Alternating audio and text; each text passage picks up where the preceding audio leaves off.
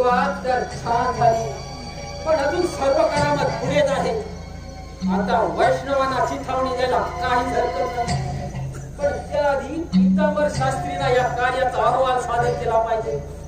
थांबा, काय चालवलं आहात तुम्ही? म्हणजे तू आमचं संभाषण ऐकलंस तर? होय, आणि तुम्ही रचलेल्या कपट कारस्थानाचीही कल्पना आली मला.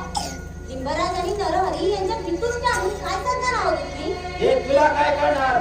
या असल्या गोष्टी असे डोके खेळावे लागतात, नाहीतर आम्हाला आमचा धाक टिकवणं कठीण जातं. पण इतका स्वार्थीपणा, इतका कुटीलपणा तुमच्यासारख्यांना शोभा देत नाही. उद्या लिंग स्थापनेवरून शिव आणि वैष्णव यांच्यात भांडणं झाली, दंगली झाले, अत्याचार झाले तर काय होईल?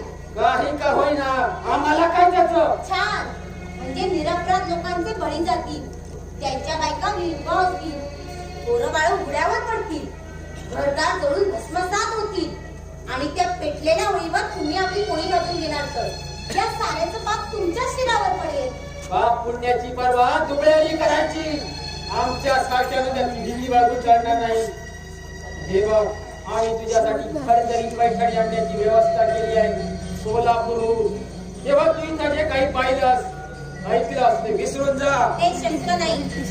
लिंबराज आणि नरहरी यांना भेटून तुम्ही मांडलेला हा कुटील डाव मी उठून टाकल्याशिवाय राहणार नाही. या पंढरपुरात मी द्वेषाचा उटुंडा पेटू देणार नाही. नंदिनी, फार झालं. तुला नसत्या उठाठेवी करायला कोणी सांगितलं? आमचं ऐक, आम्ही तुला मार्कशीट देऊ, पण तू या भानगडीत लुडबुड करता कामा नये. ही लुडबुड नाही. सत्यासाठी मी वाटेल ते करायला मागे पुढे पाहणार नाही. मग त्यासाठी मला तुमच्याशी वैर करावे लागतात तरी त्याची मला पर्वा नाही. तू कुणाशी मुकाबला करते याची कल्पना नाही तुला. आम्ही शांत आहोत तोपर्यंत ठीक, पण एकदा का चिडलो तर आमच्या क्रोधाच्या डोळे तू घोट पळून जाशील. माझं काही झालं तरी चालेल, पण हे कृत्य मी तुम्हाला करू देणार नाही. याच पावली जाऊन लिंबराजाच्या कानावर घालते.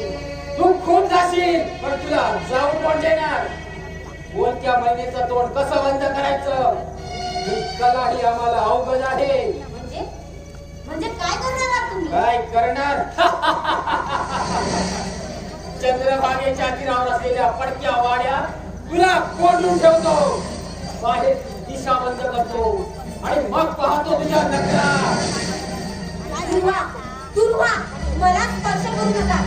तुम्ही मला धरण्याचा प्रयत्न केला तर मी आरडाओरडा करून सारा गाव गोळा करेन. सारा गाव?